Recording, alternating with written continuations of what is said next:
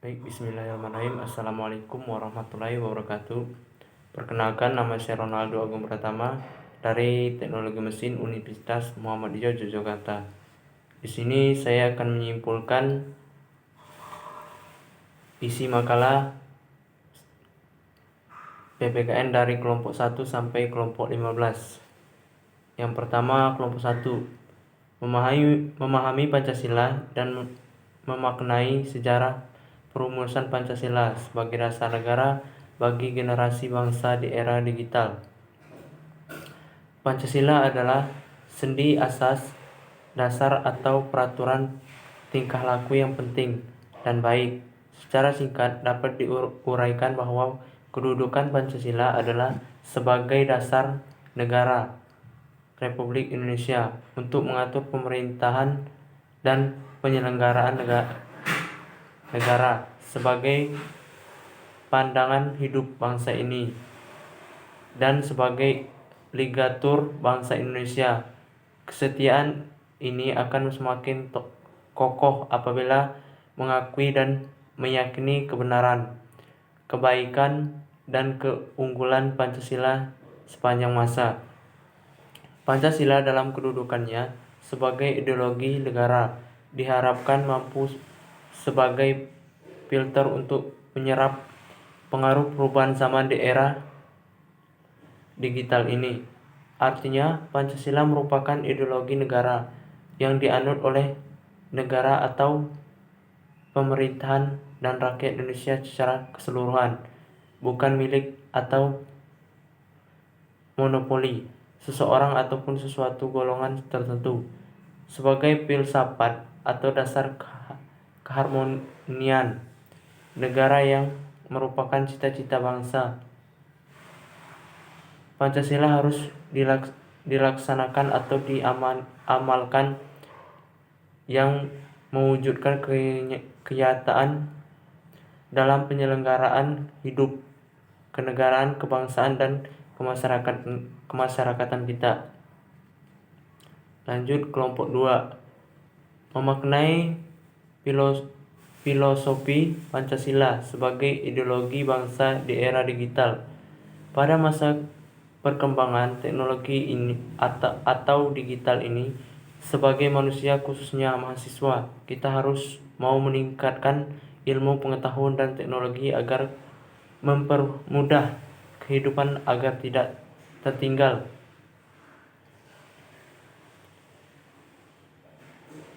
dan perkembangan zaman dan agar tidak dapat berkembang dan bersaing dengan negara lain. Tetapi dengan perkembangan digital ini juga memiliki dampak negatif dan bermasyarakat dan bernegara.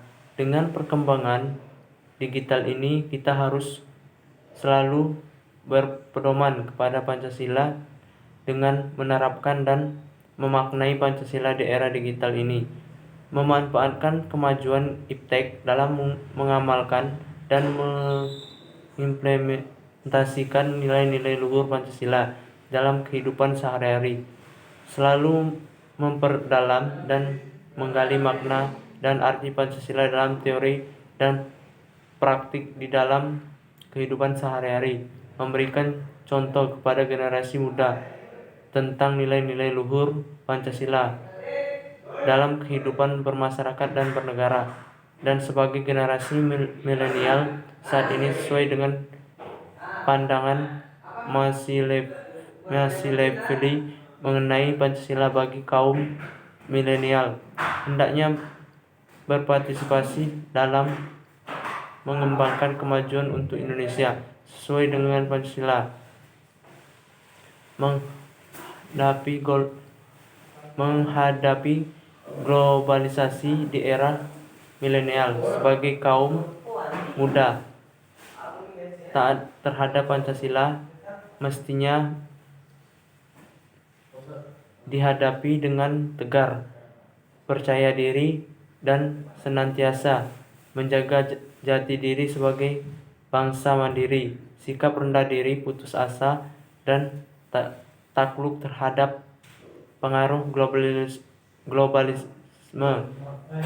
tak boleh terjadi pada bangsa Indonesia. Kalau muda harus bisa menjadi generasi yang tangguh terhadap apapun yang demikian kemajuan Indonesia. Dan di era digital saat ini, bangsa Indonesia harus mereformasi di bidang pendidikan dengan menciptakan sistem yang relevan dan sebagai apapun perkembangan zaman tetap jagalah ketegakan nilai-nilai Pancasila dan tanamkan kepada siswa agar mereka tetap mengamalkannya dalam kehidupan sehari-hari. Lanjut kelompok 3. Memahami Pancasila, aspek historis, filosofis, dan yuridis bagi generasi bangsa era digital. Tujuan pendidikan Pancasila dapat membentuk warga negara yang baik dan paham akan hak dan kewajiban sebagai warga negara, serta memiliki rasa cinta dan nasionalisme terhadap negara Indonesia. Berdasarkan landasan historis, Pancasila dirumuskan dan mempunyai tujuan yang dijadikan sebagai dasar negara Indonesia. Proses perumusannya didasarkan pada nilai-nilai visi hidup masyarakat secara hierarkis dan dasar hukum dapat ditelusuri ke Undang-Undang Dasar 1945 dari ketetapan MPR, Undang-Undang, Peraturan Pemerintah, Keputusan Departemen, Surat Keputusan Pengawas, dan lain-lain. Dan secara filosofis, Pancasila sebagai falsafat negara harus menjadi sumber segala tindakan penyelenggaraan negara, dan jika peraturan perundang-undangan yang berlaku bagi kehidupan berbangsa dan bernegara. Lanjut kelompok 4. Menumbuhkan nilai-nilai sila Pancasila sebagai model pendidikan karakter bagi generasi bangsa di era digital. Nilai-nilai Pancasila sebagai model pendidikan karakter bagi generasi bangsa di era digital adalah upaya untuk meningkatkan kemampuan manusia agar memiliki karakter yang lebih baik sesuai dengan nilai-nilai Pancasila. Pendidikan karakter merupakan dalam hal ini adalah salah satu penerapan nilai-nilai moral Pancasila pada peserta didik melalui pengetahuan pemahaman nilai-nilai Pancasila. Ada penerapan nilai-nilai tersebut terhadap diri sendiri, sementara teman-teman pendiri di lingkungan sekitar maupun Tuhan Yang Maha Esa. Lanjut kelompok 5. Memahami Pancasila dan memaknai sejarah perumusan Pancasila sebagai dasar negara bagi generasi bangsa di era digital. Pancasila sebagai dasar falsafat negara dan dasar negara Indonesia, sekaligus sebagai jati diri bangsa Indonesia atau pandangan hidup bangsa Indonesia pada dasarnya dapat merupakan instrumen utama dalam membutuhkan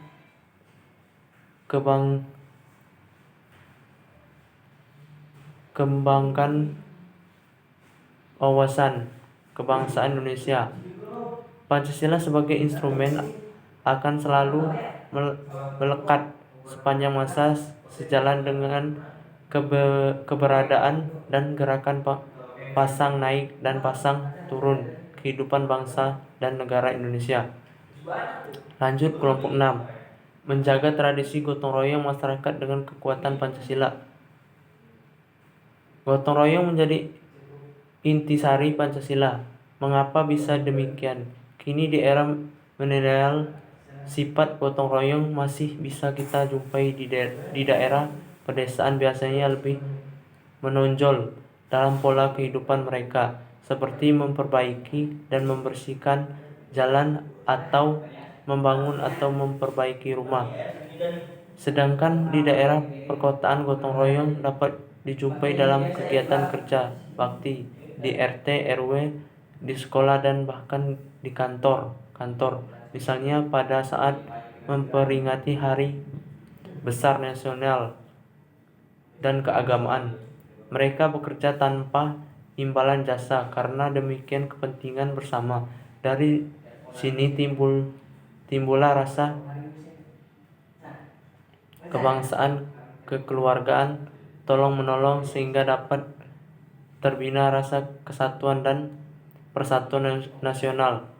Tidak hanya di pedesaan bisa kita jumpai sikap gotong royong, melainkan di daerah perkotaan pun bisa kita jumpai dengan mudah, karena secara budaya memang sudah ditanamkan sifat ini sejak kecil hingga dewasa, karena gotong royong merupakan suatu kegiatan sosial yang menjadi ciri khas bangsa Indonesia dan zaman dahulu kala hingga saat ini. Lanjut kelompok 7. Pancasila sebagai solusi persoalan bangsa. Karakter adalah hal yang harus dimiliki suatu bangsa untuk dapat eksis dalam persaingan global. Struktur masyarakat yang ada pada suatu negara berfungsi untuk menjaga agar nilai-nilai karakter yang dianut masyarakat dapat dijalankan stabil dengan penuh keteraturan. Penyimpanan nilai dan moral yang ada dalam masyarakat akan berujung krisis karakter apabila struktur dalam masyarakat tidak mampu untuk mengabdikan berbagai khusus pelanggaran nilai dan moral, baik dilakukan baik oleh penyelenggara negara, anggota masyarakat, media massa, maupun keluarga, atau cermin adanya krisis karakter yang di dalam bangsa Indonesia. Pendidikan karakter bukan merupakan hal yang harus dalam sistem pendidikan nasional. Pendidikan karakter telah lama dicapai dengan nama yang berbeda-beda. Namun sejak tahun 2010 pemerintah melalui Kementerian Pendidikan Nasional, sekarang Kementerian Pendidikan dan Kebudayaan, menjadikan pendidikan karakter sebagai gerakan nasional. Artinya pencangan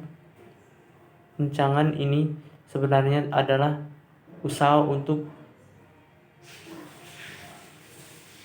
mengarusutamakan atau mainstreaming karakter sebagai pilar bangsa. Untuk menyelesaikan masalah moral dan karakter bangsa ini tidak bisa dilakukan secara sendiri-sendiri atau secara parsial, tetapi harus dilakukan secara menyeluruh dan komprehensif dengan melibatkan semua pemangku kepentingan. Hanya dengan cara dan strategi seperti inilah pendidikan karakter akan berhasil. Salah seorang budaya Indonesia, yaitu Sujiwo Tejo, mengatakan bahwa untuk memajukan bangsa ini kita harus melihat ke belakang, karena masa depan bangsa Indonesia adalah di belakang. Maksud kita harus menengok kembali sejarah berdirinya bangsa Indonesia.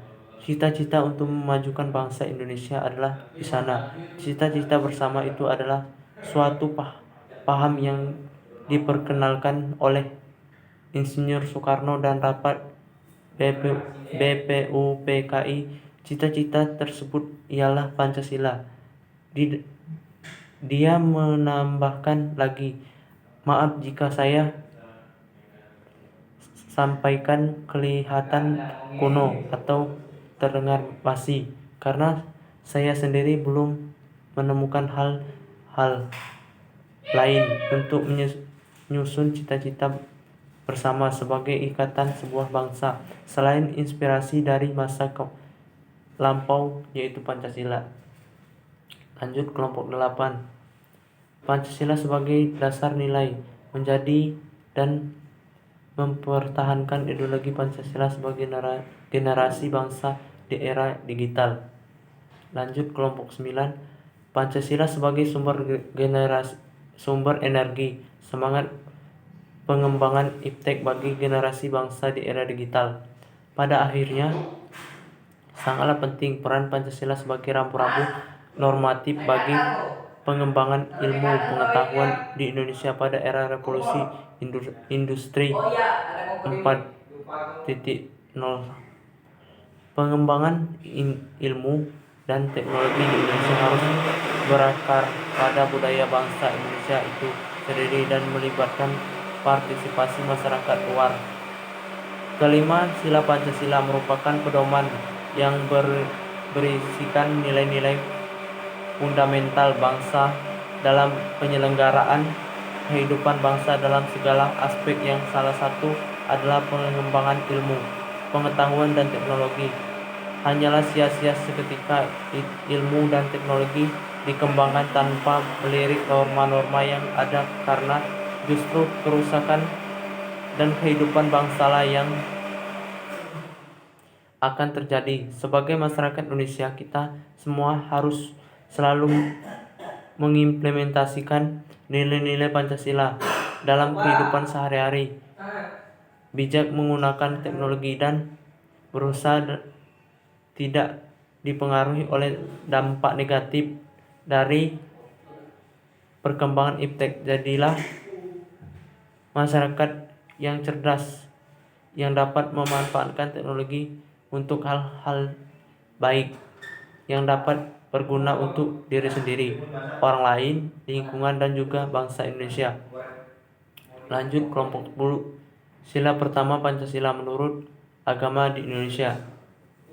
Lanjut kelompok 11. Sila kedua Pancasila menurut agama di Indonesia. Sila kedua yang berbunyi kemanusiaan yang adil dan beradab, mengandung pengertian bahwa manusia Indonesia seharusnya diakui, diperlakukan sesuai dengan harkat dan martabat selaku makhluk ciptaan Tuhan Yang Maha Esa, yang memiliki derajat yang sama, mempunyai hak yang kewajiban yang sama, tanpa membedakan agama, suku, ras, dan keturunan. Sila kedua dibutuhkan guna mengenalkan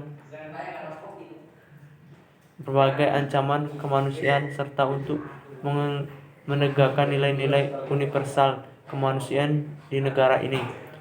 Selain itu, sila ini juga harus mampu menjamin hukum yang adil bagi masyarakat secara keseluruhan, utamanya demi penegakan HAM yang bermartabat. Secara nilai, dalam sila Pancasila itu sejalan dengan ajaran semua agama. Sila kemanusiaan yang adil dan beradab menekankan pentingnya sifat manusia yang dilandasi keadilan dan budi pekerti yang luhur atau akhlak, karena manusia diciptakan oleh Tuhan sebagai makhluk yang paling sempurna dibanding makhluk-makhluk lainnya.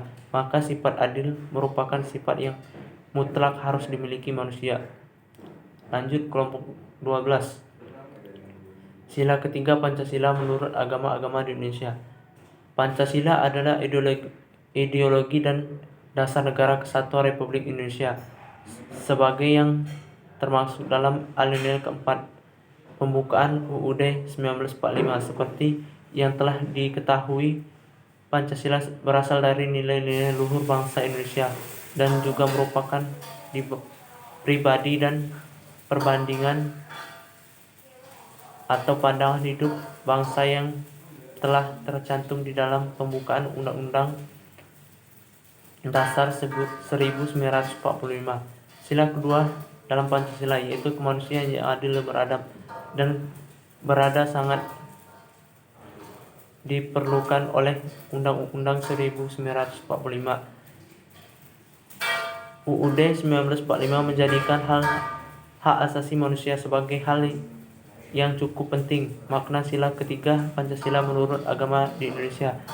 Di dalam sila perbedaan agama, di dalam sila ketiga bahwa semua agama itu mengajarkan perdamaian, bahkan agama itu sendiri identik dengan perdamaian, tetapi ada kegelisahan konkret seputar bahwa agama itu perdamaian karena ternyata di negara ini para tokoh pelaksana eksponen dan pelaku kekerasan itu ternyata adalah orang-orang beragama.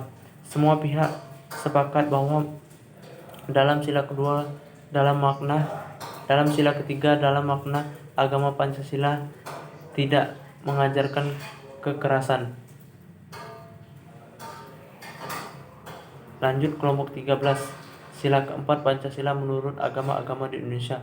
Sila keempat pula menggambarkan jika dalam mengambil keputusan wajib memiliki kepentingan bersama, tetapi realitas menampilkan kalau masih terdapat sebagai pengambilan keputusan dan mempunyai kewenangan mengambil keputusan yang tidak dekat dengan rakyat. Perihal tersebut hanya guna memuaskan kepentingan kelompok tertentu. Perihal ini juga menampilkan masih terdapatnya kecenderungan penyalahgunaan kekuasaan yang rawan korupsi, yang pada kesimpulan merugikan banyak pihak. Sila keempat pula menegaskan seluruh pihak untuk menghormati serta melindungi tiap keputusan yang diambil selaku hasil musyawarah. Oleh sebab itu, tidak tepat apabila buat meyakinkan kalau pihak tertentu relatif sewenang-wenang terhadap pihak lain yang cenderung mengabaikan keputusan yang sudah ditentukan terjadinya. Lanjut kelompok 14. Sila kelima Pancasila menurut agama-agama di Indonesia. Seluruh agama menghargai manusia. Oleh karena itu, semua umat beragama wajib saling menghargai dan menghormati. Dengan demikian, dalam kehidupan masyarakat hendaknya dikembangkan sikap bekerja sama antara pemeluk agama sehingga terbina toleransi umat beragama. Dari sikap toleransi akan terpancar kerukunan hidup antar umat beragama. Toleransi atau umat beragama tidak berarti bahwa ajaran agama yang satu akan tercantum aduk dengan ajaran agama orang lain. Disadari bahwa agama telah berhasil menembus batas-batas kesukuan, kedaerahan, dan malah batas-batas kebangsaan. Terlihat bahwa agama mempunyai potensi mempersatukan bangsa.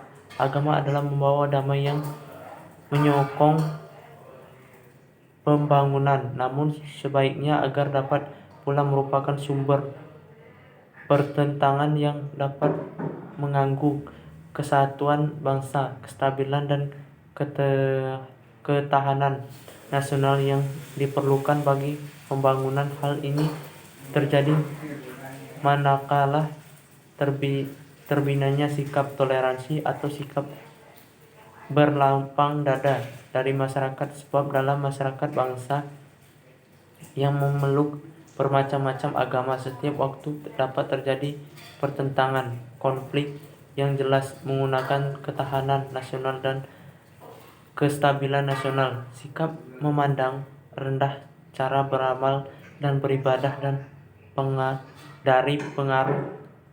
dari penganut agama, pelaksana nilai dianut atau kegiatan yang dilakukan yang merugikan agama lain, jelas akan menjadi sumber konflik yang dapat menimbulkan hal-hal yang tidak diinginkan. Lanjut kelompok 15. Menumbuhkan jiwa nasional nasionalisme generasi bangsa melalui pendidikan kewarganegaraan di era digital. Pembangunan karakter, yaitu generasi muda berperan membangun karakter positif bangsa melalui kemanusiaan keras untuk menjunjung nilai-nilai moral serta mengimplementasikannya pada kehidupan nyata. Baik, itulah kesimpulan dari kelompok 1 sampai kelompok 15. Saya akhiri. Wassalamualaikum warahmatullahi wabarakatuh.